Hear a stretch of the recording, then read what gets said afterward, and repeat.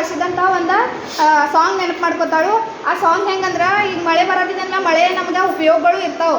ಆಮೇಲೆ ಆ ಮಳೆದಾಗ ನಮ್ಮ ಮನೆಗಿರುವಂಥ ನೀರ ಮಳೆ ನೀರ ಎಲ್ಲ ಅವ್ರು ಕಂಪೇರು ಮಾಡ್ತಾರೆ. ಹಂಗೆ ನಾ 2 ಸ್ಟ್ಯಾಂಜಾದಾಗ ಒಂದು ಹಾಡು ಹೇಳ್ತೇನೆ. ಏನಂದ್ರೆ ಸ್ಟಾರ್ಟ್ ಮಾಡನ್ರಿ.